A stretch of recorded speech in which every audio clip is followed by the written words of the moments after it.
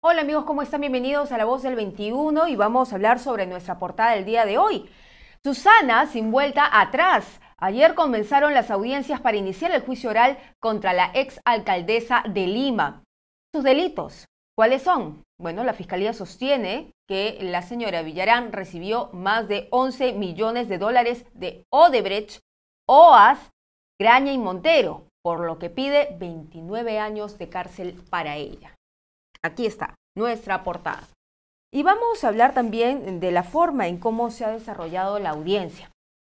Sobre este tema, lo que podría acarrear para la señora Susana Villarán, ya estamos conectados con el abogado penalista Luis Lamas Puccio, quien le damos la bienvenida. ¿Cómo está? Hola, ¿qué tal? Buenas tardes. Empiezan las audiencias en el Poder Judicial por el caso de la exalcaldesa y surge la pregunta, ¿cuánto tiempo podría durar estas audiencias, teniendo en cuenta que se ha dictaminado que cada viernes se vea su caso?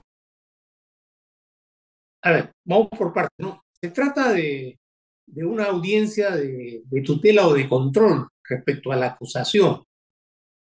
Es decir, el fiscal ha formalizado la acusación, ha solicitado una sanción, una pena con un número de años de privación de la libertad, el pago de una reparación civil, y en el contenido de la acusación fiscal tiene que hacerse un análisis fáctico en materia de tipicidad. Es decir, en otras palabras, los hechos que han sido objeto de investigación, de acuerdo a los criterios que maneja la Fiscalía, tienen que encuadrar dentro del tipo penal, que en este caso se trata de lavado de activos.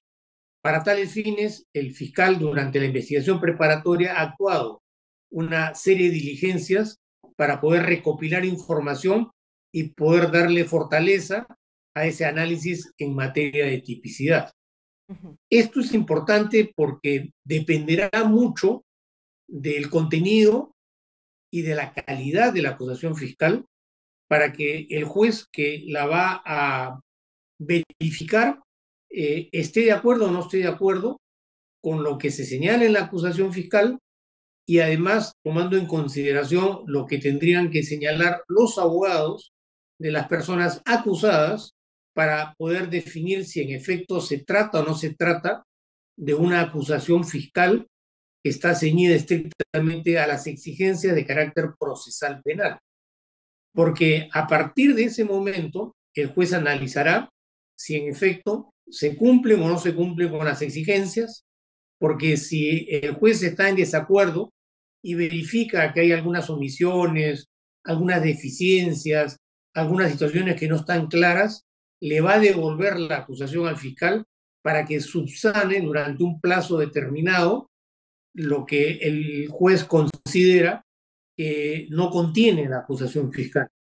Entonces, esa situación es la que va en primer momento a definir qué tanto puede durar la acusación fiscal en el sentido de si cumple o no cumple con las exigencias y si el juez efectivamente considera que están planteadas o de lo contrario se la devuelve al fiscal para que la subsane. Hemos visto casos en el tema de la señora Keiko Fujimori, que está en 6 o 7 oportunidades el juez le ha devuelto la acusación fiscal al fiscal para que lo subsane y de acuerdo a lo que se señalan por parte de los abogados de la defensa, el fiscal no habría subsanado esas exigencias y sin embargo el juez las estaría aceptando.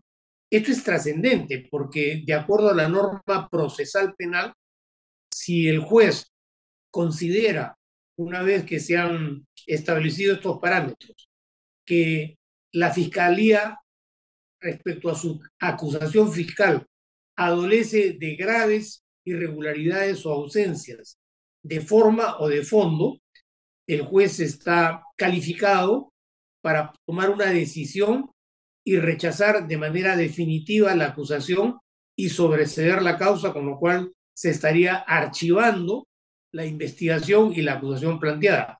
Son diferentes hipótesis que estoy manifestando para que uno tenga más o menos una idea de cuál es el contenido de la acusación fiscal y cuál sería el trámite que va a devenir dependiendo pues de lo que se resuelva, ¿no? ¿Y por qué, si es un caso tan emblemático, tan sensible como lo es para expresidentes, por ejemplo, por el financiamiento de Odebrecht, por el caso Lavajato en sí, por qué, si es un caso de esta magnitud, no se ha determinado a un juez en específico? Porque hay un principio que se conoce como el principio del juez natural. Es decir, a diferencia de lo que sucedió en la Fiscalía, en la que a criterio del fiscal de la Nación o de la fiscal de la Nación en aquel entonces, se decidió de mutuo propio nombrar a unos fiscales para que se encargaran del caso de Lavajato, eh, obviando, digamos, el hecho de que ya había un fiscal como parte del organigrama administrativo de la Fiscalía que estaba a cargo de estas investigaciones. A partir de ahí, pues han surgido infinidad de hipótesis y cuestionamientos respecto a la labor que han desarrollado o que desarrollan estos fiscales.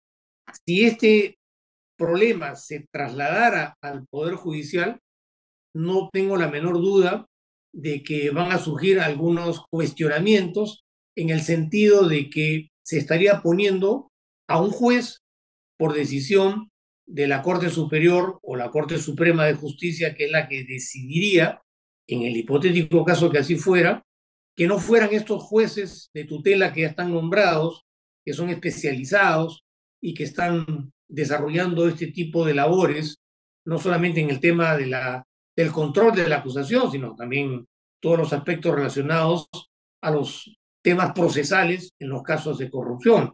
Entonces, lo correcto, lo democrático y lo transparente es que estos jueces continúen, aunque no dejo de reconocer que ha habido ya algunos intentos meses atrás, tanto por parte de la Procuraduría para los casos de corrupción, que ha señalado de que deberían nombrarse jueces especializados solamente para que vean en exclusividad los casos de Lavajato.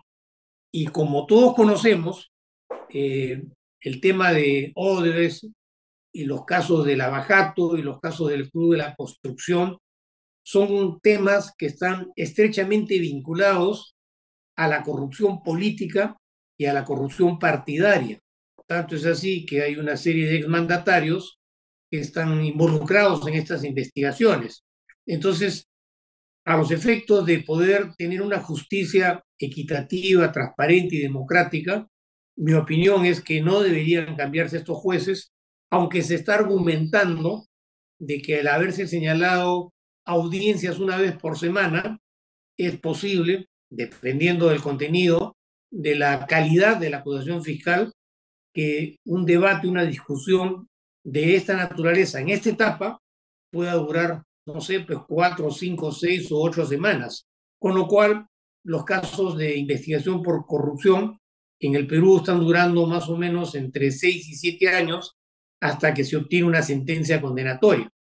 El problema es el manoseo político de los casos de corrupción, entre otros, por ejemplo, al haberse modificado la ley de colaboración eficaz para incorporar a las personas jurídicas, al haberse prorrogado hasta 36 meses el plazo para investigar casos de corrupción política y una serie de acontecimientos que denotarían que había habido de por medio algún interés en tratar de alargar lo máximo posible estos procesos, porque evidentemente que el paso del tiempo va diluyendo la fortaleza de los medios probatorios. O sea, imaginémonos un caso como el que estamos analizando u otros similares, en las que hay infinidad de acusados, hay empresas, hay necesidad de recurrir a la cooperación judicial, están las colaboraciones eficaces, el levantamiento del Entonces, secreto bancario, los codinomes, es decir, una serie de circunstancias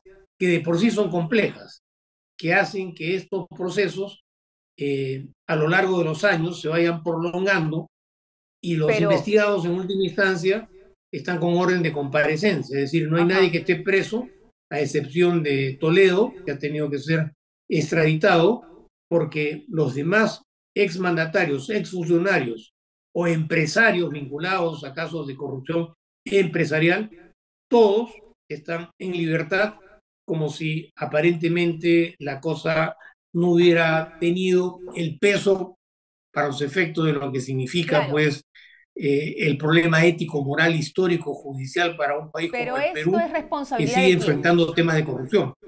Pero esto es responsabilidad de quién, del Ministerio Público por no agilizar la investigación, por no unir o recabar las pruebas en el tiempo que tuvo. ¿De quién es la responsabilidad de esta demora?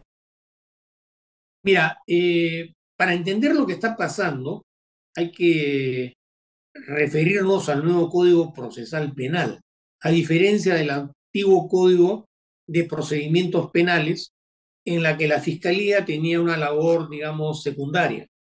A raíz de la vigencia de este nuevo proceso penal en el Perú, sobre el cual se generaron infinidad de expectativas en el sentido de que los juicios iban a ser rápidos, justos, equitativos, eh, de acuerdo al nuevo Código Procesal Penal, los únicos que pueden indagar, investigar y acusar son los fiscales. En otras palabras, son los que tienen el control y el monopolio de la iniciativa para juzgar. Uno puede formalizar una denuncia penal de parte interesada, pero es el fiscal el que va a tener que decidir si indaga, si investiga, si pide prisión preventiva o no pide prisión preventiva, o si plantea o no plantea la acusación. Entonces, eso es importante tomarlo en consideración porque en este tema, en cuanto a lo que acabo de señalar, los jueces solamente son espectadores y verifican la legalidad y la legitimidad de las acciones que desarrolla el fiscal. Ajá. Además, hay que tener en cuenta que ha habido una normatividad es profesamente promulgada por el Congreso de la República que modificó de manera significativa la ley de colaboración eficaz para que de una manera incomprensible e inédita en términos comparativos con leyes de colaboración eficaz de otros países, en el Perú se incorporara a las personas jurídicas, a las empresas, para que también se pudieran acoger a la colaboración eficaz.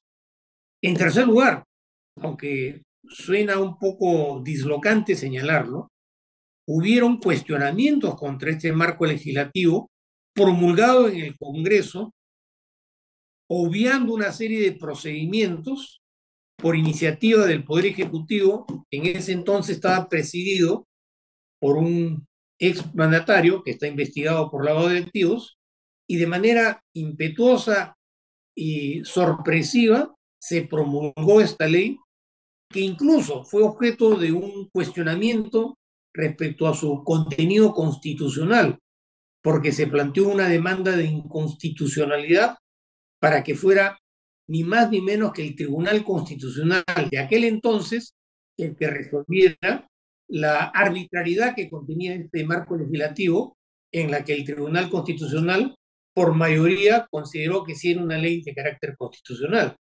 Es decir, habría que sumar una serie de componentes, una serie de circunstancias que evidentemente tienen un tremendo peso político. En otras palabras, para que sea fácilmente entendible y comprensible, ante la magnitud de lo que significó la corrupción de Odebrecht, la corrupción política de Odebrecht y la participación activa de la corrupción en los grupos de la construcción, evidentemente que el peso político ha tenido una presencia significativa en cuanto a la forma y la manera como se han venido desarrollando estas investigaciones, porque claro, ante la magnitud y la evidencia de lo que significaba la corrupción de Odebrecht, que había que tomar como ejemplo lo que había sucedido en los Estados Unidos, en el Perú, era imposible, porque hubiera sido un escándalo histórico moral de grandes proporciones, que el Estado peruano se hubiera abstenido de tener que iniciar una investigación. En otras palabras, se diseñó un marco legal para tratar, esa es una opinión personal, por supuesto, ¿no? Para tratar de investigar estos casos de tanta complejidad con presencia política, supeditando lo que dijeran o no dijeran los colaboradores extranjeros para ver a quién se procesaba, a quién se investigaba, a quién se acusaba y a quién se mantenía al margen. Y ese ha sido el resultado. Estamos viendo un sistema de justicia totalmente Pero, desfasado frente a esta realidad en cuyo contexto, como todos sabemos, las pero doctor, indemnizaciones a favor del Estado peruano son escandalosas, ¿no?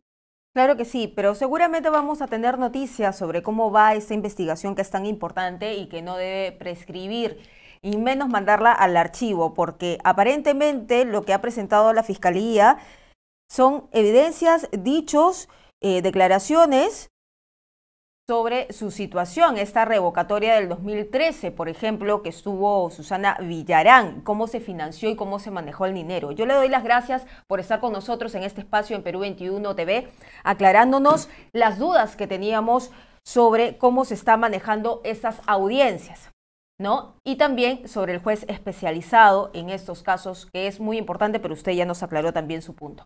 Muchísimas gracias. Bien, gracias a ustedes y hasta la próxima oportunidad. Saludos. Bien, era entonces el abogado penalista Luis Lamas Puccio que estaba con nosotros hablando sobre las audiencias que se inician en el Poder Judicial para tratar el caso de Susana Villarán. Ella podría pasar prisión por 29 años por lavado de activos.